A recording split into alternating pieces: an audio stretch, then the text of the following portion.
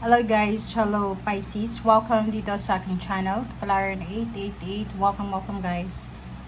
Alamin natin kung anong messages, vibration, gabay energy para sa lahat. Ito ay for the next 3 months, so January, February, March 2025. So tingnan natin Pisces kung ano yung posibleng guidance or energy or yun, gabay na pwedeng ibigay sa atin ng ating tarot. Okay, so, para to sa lahat ng Pisces. I hope na makuha mo yung energy dito. Okay, wisdom. Dissipating. So, miracle. Okay. So, nakikita ko sir dito na tatlo yung energy mo dito. So, since it's 3 months, 3 then cards yung kinuha natin. Kasi, para fair, diba? So, first card natin is wisdom. Pagpasok pa lang ng taong 2025, marami kang matututunan sa buhay or yung lesson learned from the previous years. Or nakikita ko sir dito na marami kang knowledge, wisdom, lesson learned na dala-dala sa pagpasok.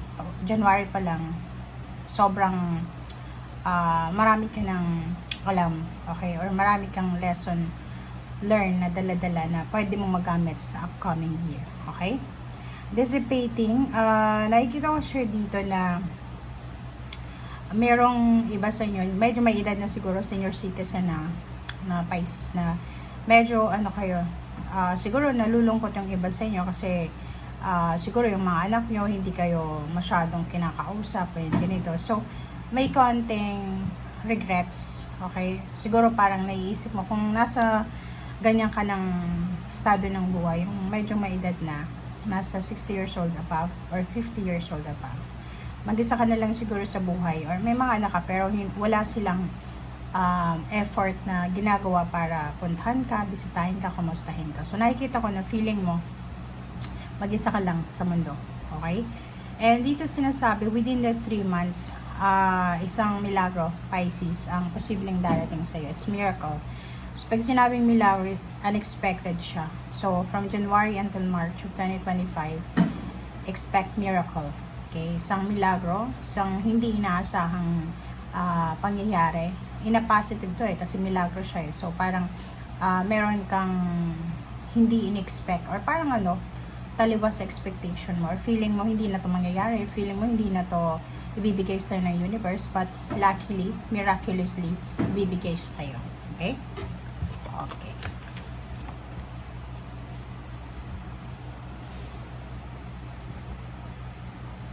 Okay, Pisces. Kumuha tayo dito ng isang card sa isang tarot deck na to. Na pre-shuffle na siya, but uulitin ko. Okay, so Pisces, wow, partnership and collaboration, alliances. Ooh. So, for the 33 siya, guys, 33 is nasa tamang direksyon. So, ibig sabihin, from January until March of 2025, ang universe ay magdadala sa'yo or magbibigay sa'yo ng milagro. Yung isang milagrong ito is tungkol sa partnership. It's either teamwork, partnership sa trabaho, sa negosyo, sa relationship. Sobrang generous sa'yo ng universe. Ibibigay niya yung lahat ng wishes mo. And yun na, milagro, diba? Yung parang hindi mo naman ini-expect or ini-expect mo siya dati, pero hindi nangyayari. But luckily, mangyayari to this 3 months. Okay? So, yung number 3 natin dito is, nakikita ko yung maraming tao yung lalapit sa iyo, Pisces, para makipag-partner, makipag-collaborate, and sa pamamagitan ng teamwork na to, sa pamamagitan ng mga taong ito, posibleng maging successful ka sa, lalo na sa business partnership or sa kung ano man na collaboration na involved ka. Okay? So, wait lang guys kasi.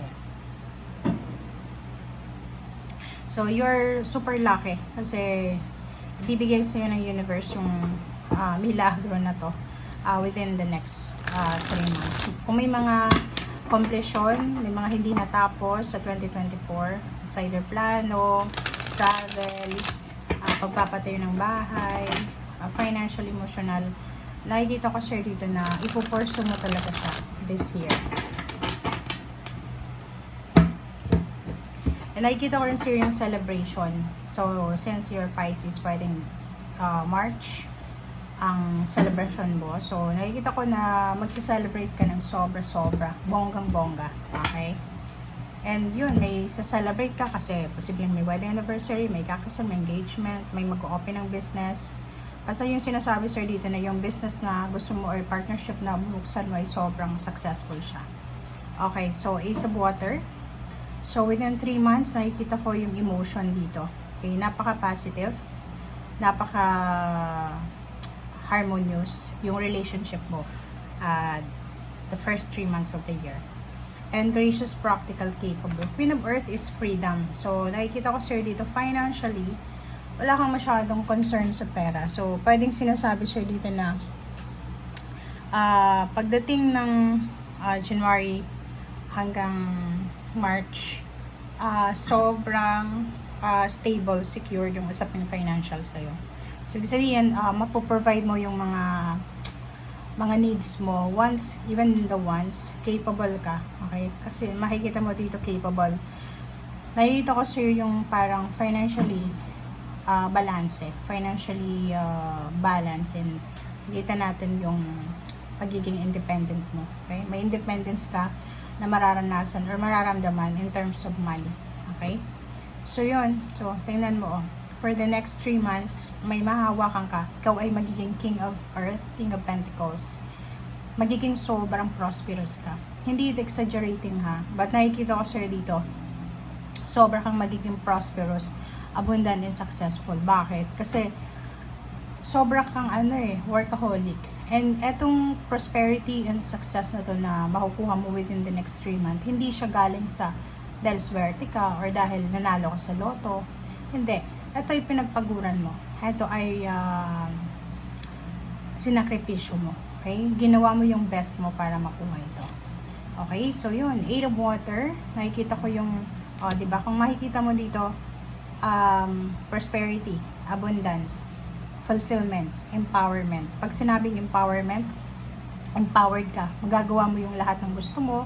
May provide mo yung wants, needs mo, or even mga extra na yan. Nakikita ko sir dito na may travel kang gagawin. So, pwedeng naghahanap ka ng bahay na malilipatan, bahay na bibilhin, sasakyan na bibilhin, or any luxurious things ito, material things na gusto mong ma-enjoy. Nakikita ko din, isang couple, ang posibleng magta-travel together. So, isang mag-asawa ang posibleng magdesisyon na mag-travel for vacation, or pwedeng for leisure, or for business, or for partnership. Okay, so endings, recovery, Ten of Air. So, pagsisimula pa lang ng 2025, nakikita ko yung Ten of Air mo. Ang Ten of Air, sobrang ganda. Para sa akin, Ten of Air is lahat ng mga positive endings yan. Yung recovery, di ba? Yung parang, di ba, marami kang naging kaaway sa 2024 or hindi maganda yung relationship mo.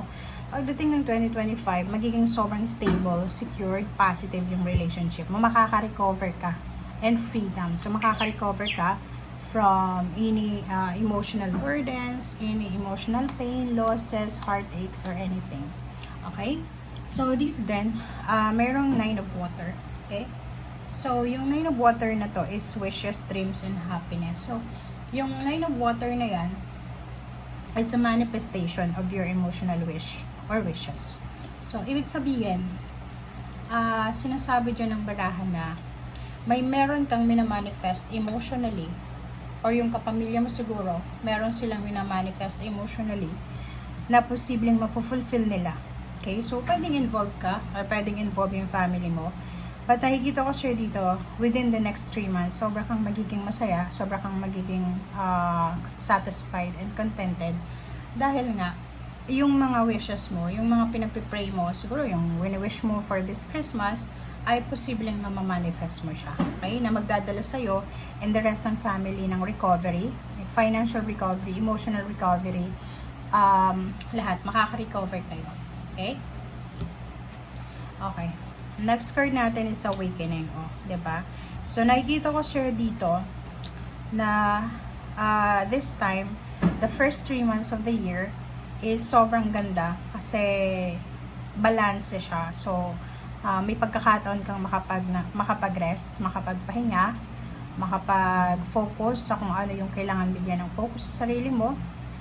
Merong celebration, so merong homecoming, merong accomplishment, completion, pwedeng finish contract, nagpapatayo ka ng bahay, may inutang ka na bahay or sasakyan, posibleng matapos mo siya within the next 3 months. So, maraming mafu-fulfill ka. It's double fulfillment or accomplishment. So, pwedeng yun yung makukompleto mo bago pumasok yung 4th month of the year. And then yun.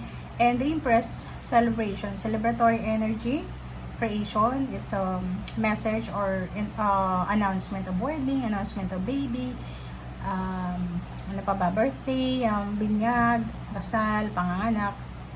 So, nakikita ko sa'yo dito na bibigyan ka ng pagkakataon ng universe na makapagsimula ulit ng bagong buhay, ng bagong pangarap, ng motivation. Nakikita ko sa'yo dito na sobrang positive yung first 3 months mo. Walang negative dito. Tingnan mo, walang tapon. Lahat positive.